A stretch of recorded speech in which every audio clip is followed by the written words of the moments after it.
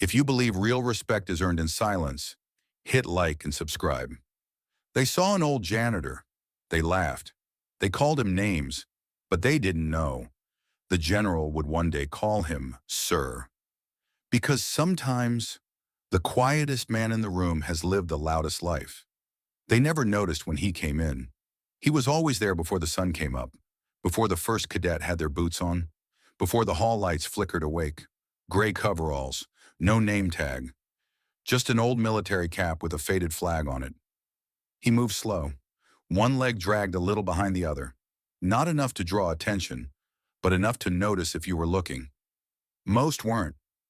Some cadets nodded as they passed him. Most didn't say a word. A few acted like he wasn't even there. He didn't mind. He kept to himself, rolled his cart, swept the same floors every day, picked up the paper cups they left behind, wiped the muddy prints off the tile like it was second nature. He never spoke unless someone spoke first, and even then it was just a small nod or a quiet, "Yes, sir." He didn't interrupt. He didn't correct. He didn't remind them he was more than a broom and a keyring. And so, to them, he was just the janitor. But if you look closely, if you watch the way he touched the flag in the hallway, or how his eyes paused at the old wall of portraits, you'd feel it. There was more to him, much more, but no one asked, not yet. The cadets at Northbridge were sharp, neat haircuts, clean boots, shirts tucked tight like they had something to prove. Most of them came from military families, fathers who'd worn stars, mothers who gave orders. They'd grown up with rules, with medals on the wall, and stories around the dinner table. They weren't bad kids, just proud, sometimes too proud. They walked fast, talked loud, laughed even louder. Some of them acted like they already knew everything. There was one, Mason, who always stood out, always at the front of the line, always with something to say. He had a way of looking past people, like they weren't worth the time. He liked to joke about the janitor. "Morning, General Mop," he'd say, just loud enough for others to hear. The first time, a few cadets chuckled. The next time, more joined in. It became a habit, a quiet ritual of mockery. They thought it was harmless, just teasing, just a laugh.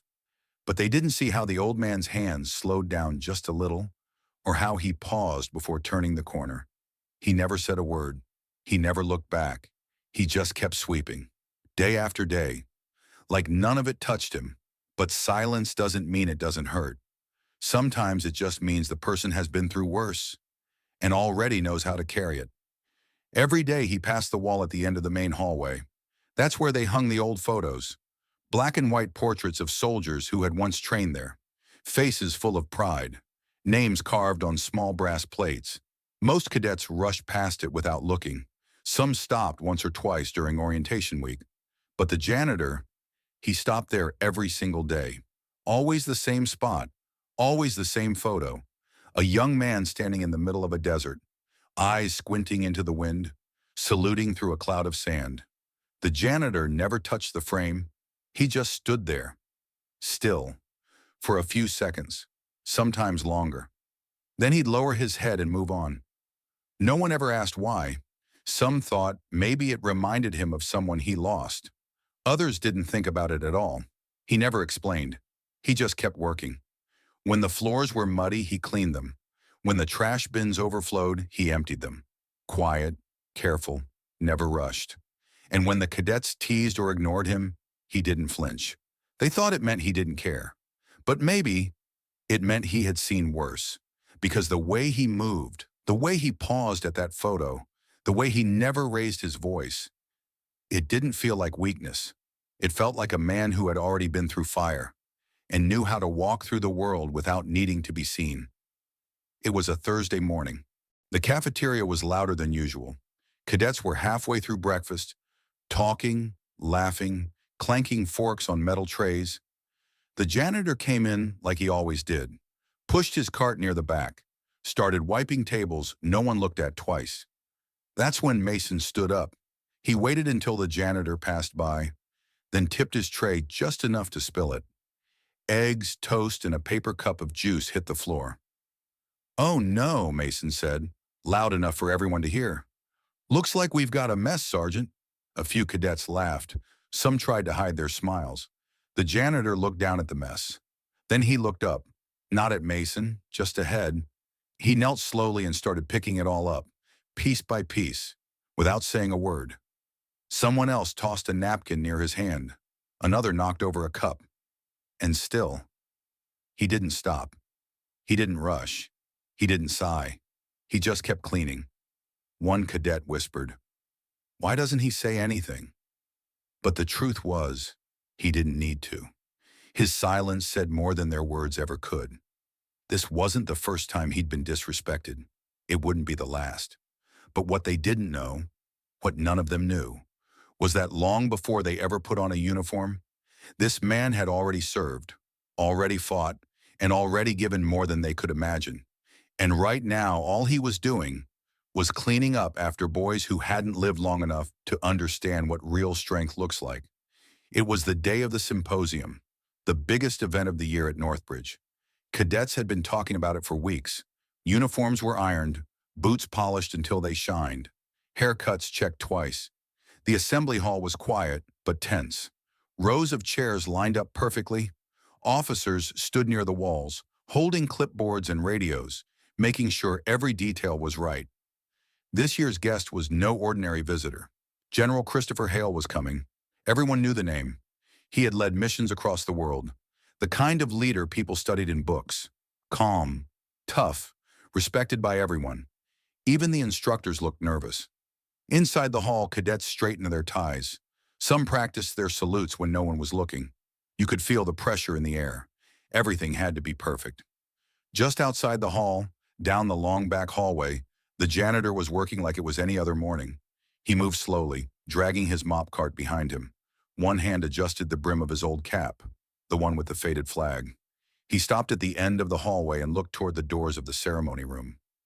He didn't walk in, just stood there for a moment, listening to the voices echo inside. No one noticed him there. They were too focused on what was about to happen. But that moment, quiet and small, was the start of something they'd never forget. The double doors opened. Everyone stood at once. General Hale walked in, calm and steady, tall, broad shoulders, eyes that had seen more than he'd ever say out loud. His presence filled the room. No music, no announcement, just silence and respect. Cadets snapped into salute. Some held their breath. Cameras clicked from the back of the hall. But then, something strange happened. He didn't walk toward the stage. He didn't go to the microphone or greet the officers standing at attention. Instead, he kept walking, past the instructors, past the brass, past the front row of cadets who didn't dare move. Every eye followed him. No one said a word. And then, he stopped, at the edge of the hallway, right in front of the janitor. The old man stood still, hand resting on his cart. Eyes calm, like he'd seen this before. General Hale looked at him, then raised his hand and gave a full, proper salute. Not a nod, not a handshake. A salute, sharp, formal, complete. The room didn't breathe. And then the general spoke. Not loud, not dramatic, just enough to be heard. "Sir," he said, "it's an honor to finally meet you in person." For a moment, no one moved. A few cadets looked at each other in confusion. But the janitor, he just stood there. Then slowly, with no rush and no show, he returned the salute, clean and exact, like a man who'd done it many times before. General Hale turned to face the room. His voice stayed calm, but there was weight behind every word. "Before I speak today," he said, "I want to recognize someone who shaped my life more than any training ever could."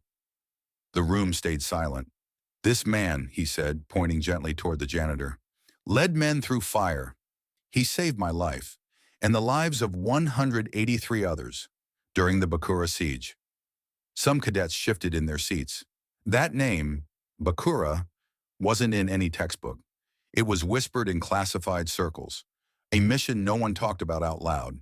The general continued. "You know him as the janitor," he said. "I know him as Master Sergeant Elias Ward." A few mouths opened.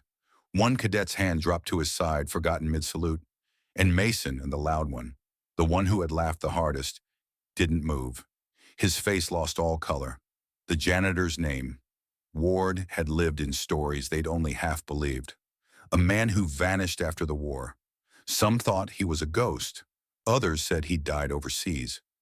But here he was, right in front of them, mopping their floors, cleaning their trash, and carrying something none of them could even begin to understand.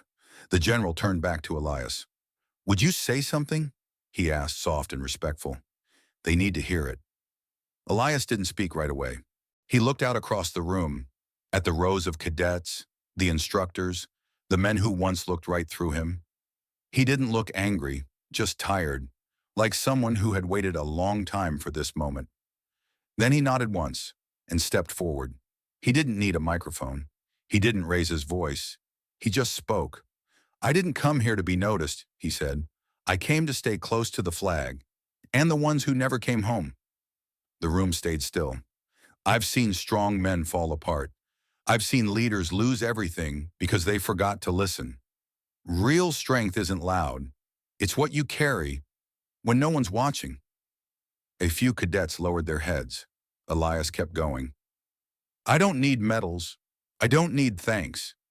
I just want to make sure their names aren't forgotten." He paused for a second, not for effect, just to breathe. Then he looked down, gave a small nod, and stepped back. That was it. No long speech, no applause, just quiet, the kind that stays with you. For a second, no one moved. Then, Mason stood up. His shoulders were stiff. His eyes didn't lift right away. He looked at Elias, then took a slow step forward. "Sir," he said, voice low, "I'm sorry. I didn't know." He didn't make a speech. He didn't try to explain. He just stood there, still. Elias gave him a small nod. That was all.